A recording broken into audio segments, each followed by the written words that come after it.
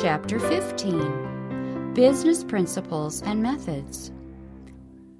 He that walketh uprightly walketh surely.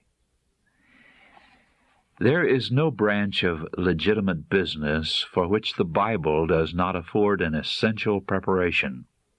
Its principles of diligence, honesty, thrift, temperance, and purity are the secret of true success. These principles, as set forth in the book of Proverbs, constitute a treasury of practical wisdom. Where can the merchant, the artisan, the director of men in any department of business find better maxims for himself or for his employees than are found in these words of the wise man? Seekest thou a man diligent in his business? He shall stand before kings. He shall not stand before mean men. Proverbs 22:29. In all labor there is profit, but the talk of the lips tendeth only to penury. Proverbs 14:23. The soul of the sluggard desireth and hath nothing. The drunkard and the glutton shall come to poverty, and drowsiness shall clothe a man with rags. Proverbs 13:4 and 23:21. A talebearer revealeth secrets. Therefore meddle not with him that flattereth with his lips. Proverbs 20:19. He that hath knowledge spareth his words, but every fool will be meddling. Proverbs 17:27 and Proverbs 20, verse 3. Go not in the way of evil men. Can one go upon hot coals and his feet not be burned? Proverbs 4:14 and 6:28.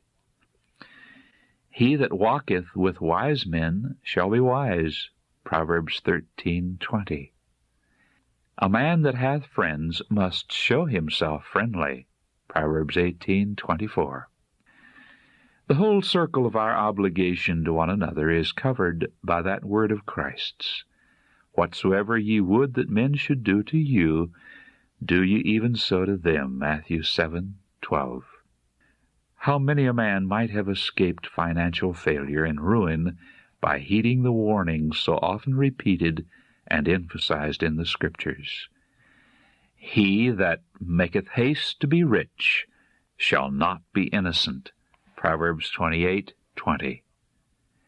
Wealth gotten in haste shall be diminished, but he that gathereth by labor shall have increase. Proverbs 13:11, Revised Version, margin. The getting of treasures by a lying tongue is a vanity tossed to and fro of them that seek death. Proverbs 21:6. The borrower is servant to the lender. Proverbs 22:7. He that is surety for a stranger shall smart for it, and he that hateth suretyship is sure. Proverbs 11:15. Remove not the old landmark, and enter not into the fields of the fatherless, for their Redeemer is mighty. He shall plead their cause with thee. He that oppresseth the poor to increase his riches, and he that giveth to the rich shall surely come to want. Whoso diggeth a pit shall fall therein, and he that rolleth a stone, it will return upon him. Proverbs 23:10 and 11, Proverbs 22:16, and chapter 26, verse 27. These are principles with which are bound up the well-being of society, of both secular and religious associations. It is these principles that give security to property and life. For all that makes confidence and cooperation possible, the world is indebted to the law of God, as given in His Word, and as still traced in lines often obscure and well-nigh obliterated in the hearts of men. The psalmist words, "The law of thy mouth is better unto me than thousands of gold and silver," Psalms 119:72, state that which is true from other than a religious point of view.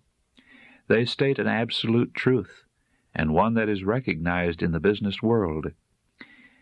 Even in this age of passion for money-getting, when competition is so sharp and methods are so unscrupulous, it is still widely acknowledged that for a young man starting in life, integrity, diligence, temperance, purity, and thrift constitute a better capital than any amount of mere money. Yet even of those who appreciate the value of these qualities and acknowledge the Bible as their source, there are but few who recognize the principle upon which they depend. That which lies at the foundation of business integrity and of true success is the recognition of God's ownership. The Creator of all things, He is the original proprietor. We are His stewards. All that we have is a trust from Him, to be used according to His direction. This is an obligation that rests upon every human being. It has to do with the whole sphere of human activity. Whether we recognize it or not, we're stewards, supplied from God with talents and facilities, and placed in the world to do a work appointed by Him. To every man is given his work, Mark 13:34, the work for which his capabilities adapt him, the work which will result in greatest good to himself and to his fellow men, and in greatest honor to God. Thus our business or calling is a part of God's great plan, and so long as it is conducted in accordance with His will, He Himself is responsible for the results. Laborers together with God, 1 Corinthians 3:9. Our part is faithful compliance with His directions. Thus there is no place for anxious care. Diligence, fidelity, caretaking, thrift, and discretion are called for. Every faculty is to be exercised to its highest capacity. But the dependence will be not on the successful outcome of our efforts, but on the promise of God. The word that fed Israel in the desert and sustained Elijah through the time of famine has the same power today. Be not therefore anxious, saying, What shall we eat, or what shall we drink? Seek ye first the kingdom of God and His righteousness, and all these things shall be added unto you. Matthew 6:31-33. He who gives men power to get wealth has with the gift bound up an obligation. Of all that we acquire, he claims a specified portion. The tithe is the Lord's. All the tithe of the land, whether of the seed of the land or the fruit of the tree, the tithe of the herd or of the flock, shall be holy unto the Lord. Leviticus 27:30-32. The pledge made by Jacob at Bethel shows the extent of the obligation. Of all that thou shalt give me, he said, I will surely give the 10th unto thee. Genesis 28:22. Bring ye all tithes into the storehouse, Malachi 3:10, is God's command. No appeal is made to gratitude or to generosity. This is a matter of simple honesty. The tithe is the Lord's, and He bids us return to Him that which is His own.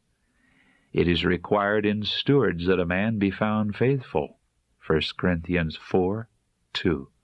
If honesty is an essential principle of business life, must we not recognize our obligation to God, the obligation that underlies every other? By the terms of our stewardship, we're placed under obligation not only to God, but to man. To the infinite love of the Redeemer, every human being is indebted for the gifts of life. Food and raiment and shelter, body and mind and soul, all are the purchase of His blood. And by the obligation of gratitude and service thus imposed, Christ has bound us to our fellow men. He bids us, by love, serve one another, Galatians 5:13. Inasmuch as ye have done it unto one of the least of these, my brethren, You've done it unto me, Matthew 25:40. I am debtor, Paul says, both to the Greeks and to the barbarians, both to the wise and to the unwise, Romans 1:14. So also are we. By all that has blessed our life above others, we are placed under obligation to every human being whom we might benefit. These truths are not for the close closet more than for the counting room. The goods that we handle are not our own, and never can this fact safely be lost sight of. We are but stewards, and on the discharge of our obligation to man and to God depend upon both the welfare of our fellow beings and our own destiny for this life and for the life to come. There is that scattereth, and yet increaseth, and there is that withholdeth more than is meet, but it tendeth to poverty. Cast thy bread upon the waters, for thou shalt find it again after many days. The liberal soul shall be made fat, and he that watereth shall be watered also himself. Proverbs 11:24 and 25, Ecclesiastes 11:1. Labor not to be rich. Wilt thou set thine eyes upon that which is not? For riches certainly make themselves wings. They fly away as an eagle toward heaven.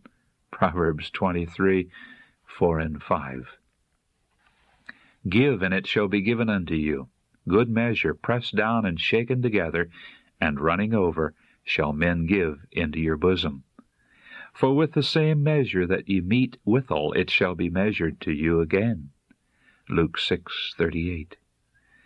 Honor thy Lord with thy substance, and with the first fruits of all thine increase.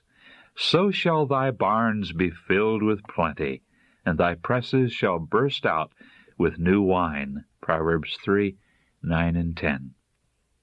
Bring ye all the tithes into the storehouse, that there may be meat in mine house, and prove me now herewith, saith the Lord of hosts, if I will not open you the windows of heaven, and pour you out a blessing, that there shall not be room enough to receive it.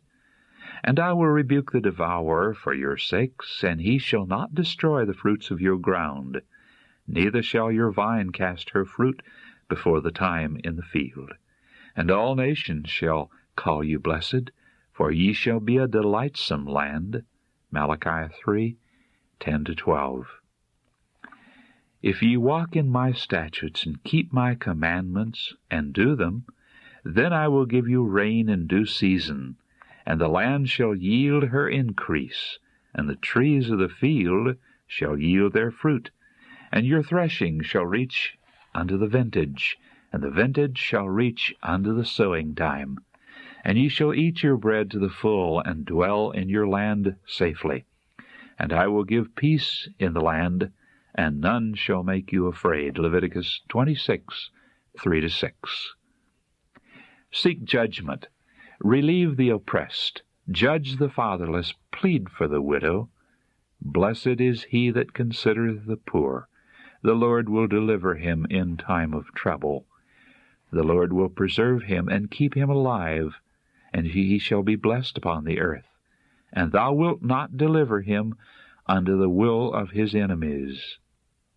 He that hath pity upon the poor lendeth unto the Lord, and that which he hath given will he pay him again. Isaiah 1:17, Psalm 41:1 and 2, and Proverbs 19:17. He who makes this investment lays up double treasure. Besides that which, however wisely improved, he must leave it last. He is amassing wealth for eternity, that treasure of character which is the most valuable possession of earth or heaven. Honest business dealings. The Lord knoweth the days of the upright, and their inheritance shall be forever. They shall not be ashamed in the evil time, and in the days of famine they shall be satisfied. Psalm 37:18 and 19. He that walketh uprightly, and worketh righteousness, and speaketh the truth in his heart, he that sweareth to his own hurt and changeth not, he that despiseth the gain of oppressions, and shaketh his hands from holding of bribes, and shutteth his eyes from seeing evil, he shall dwell on high. Bread shall be given him, his waters shall be sure. Thine eyes shall see the King in his beauty, they shall behold the land that is very far off. Psalm 15, 2-4, Isaiah 33, 15 through 17. God has given in His Word a picture of a prosperous man, one whose life was in the truest sense a success, a man whom both heaven and earth delighted to honor. Of his experiences, Job himself says, "In the ripeness of my days, when the secret of God was upon my tent, when the Almighty was yet with me, and my children were about me, when I went forth to the gate unto the city, when I prepared my seat in the broad place," margin, "the young men saw me and hid themselves, and the aged rose up and stood. The princes refrained talking, and laid their hand on their mouth. The voice of the nobles was hushed. For when the ear heard me, then it blessed me. And when the eye saw me, it gave witness unto me. Because I delivered the poor that cried, the fatherless also, and him," margin, "that had none to help him. The blessing of him that was ready to perish came upon me, and I caused the widow's heart to sing for joy. I put on righteousness, and it clothed me. My justice was as a robe and a diadem. I was eyes to the blind, and feet was I to the lame. I was a father to the needy, and the cause of him that I knew not I searched out. The stranger did not lodge in the street, but I opened my doors to the traveler. Unto me men gave ear, and waited, and the light of my countenance they cast not down. I chose out of their way, and sat chief, and dwelt as a king in the army, as one that comforted the mourners." Job 29, verses 4 through 16, Revised Version, 31, 32, and 29, verses 21 through 25. "The blessings of the Lord it maketh rich, and He addeth no sorrow with it." Proverbs 10:22. "Riches and honor are with me, declares wisdom, yea, durable riches and righteousness." Proverbs 8:18. The Bible shows also the result of a departure from the right principles in our dealing both with God and with one another. To those who are entrusted with His gifts, but indifferent to His claims, God says, "Consider your ways. Ye have sown much, and bring in little. Ye eat, but ye have not enough. Ye drink, but ye are not filled with drink. Ye clothe you, but there is none warm. And he that earneth wages to put it in a bag with holes. Ye looked for much, and lo, it came to little. And when ye brought it home, I did blow upon it. When one came to a heap of 20 measures, there were but 10. When one came to the press fat, for to draw out 50 vessels out of the press, there were but 20. Why, saith the Lord of hosts? Because of mine house that is waste. Will a man rob God? Yet ye have robbed me. But ye say, Wherein have we robbed thee? In tithes and offerings. Therefore the heaven over you is stayed from dew, and the earth is stayed from her fruit. Haggai 1, 5-9, and chapter 2, verse 16.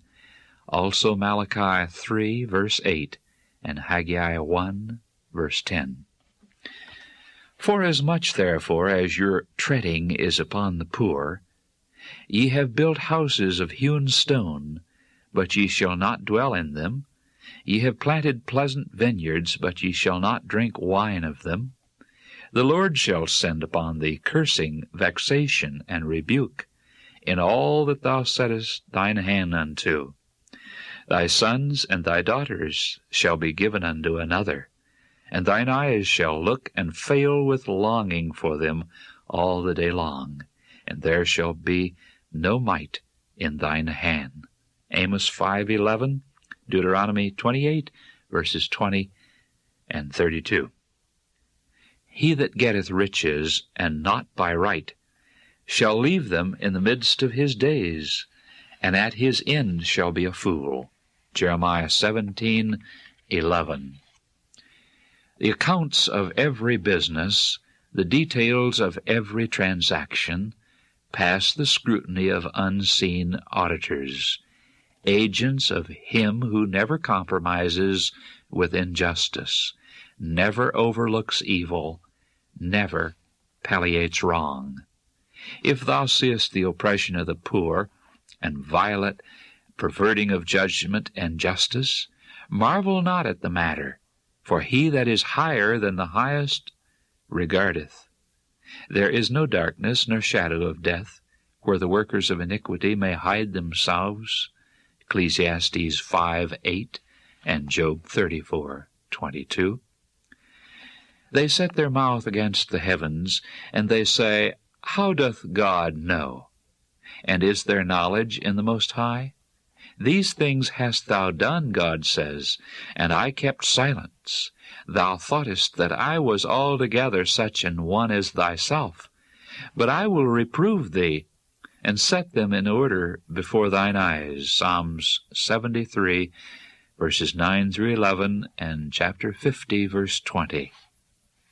I turned and lifted up mine eyes, and looked, and behold a flying roll.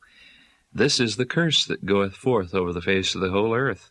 For every one that stealeth shall be cut off as on this side according to it, and every one that sweareth shall be cut off as on that side according to it. I will bring it forth, saith the Lord of hosts, and it shall enter into the house of the thief, and into the house of him that sweareth falsely by my name. And it shall remain in the midst of his house, and shall consume it with the timber thereof, and the stones thereof. Zechariah 5:1-4. Against every evildoer God's law utters condemnation. He may disregard that voice. He may seek to drown its warnings, but in vain. It follows him. It makes itself heard. It destroys his peace. If unheeded, it pursues him to the grave. It bears witness against him at the judgment. A quenchless fire, it consumes at last soul and body.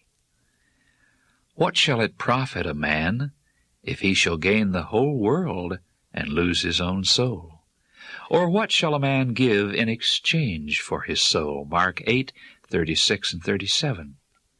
This is a question that demands consideration by every parent, every teacher, every student, by every human being, young or old. No scheme of business or plan of life can be sound or complete that embraces only the brief years of this present life and makes no provision for the unending future. Let the youth be taught to take eternity into their reckoning. Let them be taught to choose the principles and seek the possessions that are enduring, to lay up for themselves that treasure in the heavens that faileth not, where no thief approacheth, neither moth corrupteth, to make to themselves friends by means of the mammon of unrighteousness, that when it shall fail, these may receive them into the eternal tabernacles. Luke 12:33 and 16:9, Revised Version. All who do this are making the best possible preparation for life in this world. No man can lay up treasure in heaven without finding his life on earth thereby enriched and ennobled. Godliness is profitable unto all things, having promise of the life that now is, and of that which is to come. 1 Timothy 4:8.